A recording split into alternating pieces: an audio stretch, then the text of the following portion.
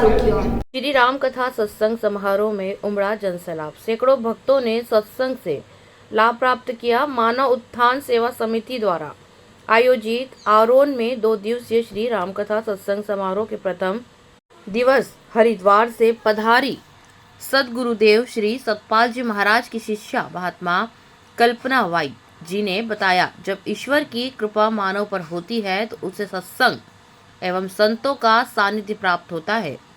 सत्संग से विवेक की प्राप्ति होती है। हनुमान जी भी सत्संग सुनने के लिए जाया करते थे। राम कथा सुनने को रसिया राम लखन सीता मन बसिया।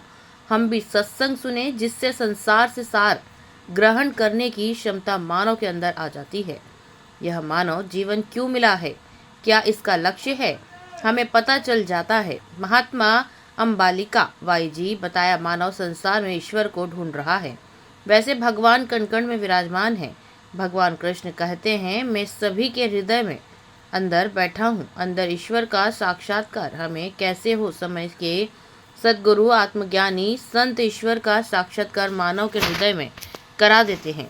हनुमान जी ने सीना फाड़कर भगवान सिया राम का दर्शन हृदय में कराया। महात्मा चंद्रमणि वाई जी ने बताया, संत तुलसीदास जी कहते हैं, संत समाज चलता फिरता तीर्थराज प्रयागराज है। इसमें डुबकी लगाकर मानव मन पवित्र हो जाता है। संसार में 2 प्रकार के तीर्थ है, एक तन को पवित्र करता है, एक मन को। महात्मा सुनिधि वाई जी बताया, हम धर्मशास्त्रों का अध्ययन करें। धर्मशास्त्र हमें सत्संग में जाने की प्रेरणा देते हैं। समिति द्वारा नगर में सद्भावना यात्रा निकाली गई। बताइए क्या कार्यक्रम था आज? ये मानव उत्थान सेवा समिति सदगुरुदेव श्री सतपाल जी महाराज जी के संत महात्माओं के द्वारा 2 दिवसीय सद्भावना सत्संग समारोह का आयोजन यहाँ पर किया गया आरोन के अंदर में। और यहाँ प्रातःकाल यात्रा भी कल निकली और आज यहाँ पर सत्संग का आखिरी दिवस था। सत्संग का मूल उद्देश्य था कि हम भगवान को मानते हैं पर भगवान की बात भी मानते हैं। भगवान के आचरणों को, राम भगवान के आचरणों को भी थोड़ा सा अपने जीवन में उतारें। प्रभु राम इतनी बड़ी शक्ति थी, लेकिन उनके नियम कितने सुंदर थे। प्रातःकाल उठ के रघुनाथा माता पिता और गुरु, नाम ही माता को प्रातःकाल उठ के अपने माता को, पिता को और गुरु को एक सम्मान देते थे, एक आदर देते थे। तो हम सब भक्तों का भी एक धर्म है कि इतनी बड़ी महान शक्ति से हम एक शिक्षा लें कि वो पूरे दुनिया के मालिक होने के बाद भी अपने बड़ों का सम्मान करते थे, गुरुजनों का सम्मान करते थे। तो हमारा भी एक धर्म है कि हम भी अपने माता पिता को सम्मान दें। गुरु महाराज जी का सहारा जीवन में जरूर लें।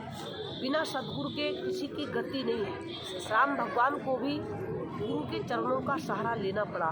कृष्ण भगवान को भी गुरु के दर पे हाजिरी देना पड़ा। भगवान बुद्ध को माता सुजाता का सहारा लेना पड़ा। भगवान भोले बाबा अगस्त ऋषि के आश्रम पर कथा के श्रवण करने के लिए माता भवानी के साथ उपस्थित हुए। तो जब इतनी बड़ी बड़ी शक्तियों को सदगुरु का सहारा लेना पड़ा, तो हम लोगों का भी धर्म है, हम भी संतों और सदगुरु से उस आध्यात्म विद्या को प्राप्त करके, उस आत्मा की विद्या को प्राप्त करके और उसका ध्यान करके, सुमन करके अपने बच्चों को थोड़ा संस्कार दें, बच्चों को सेवक बनाए, बच्चों को धर्मात्मा बनाए, बच्चों को भक्ति करने का एक संस्कार दें, अध्यात्म का रास्ता उन्हें पकड़ाएं, जिससे बुरी आदतों से उनका छुटकारा हो और वो समाज के अंदर में एक अच्छा जो है माहौल पैदा कर सके और अपने माता पिता का ख्याल रख सके।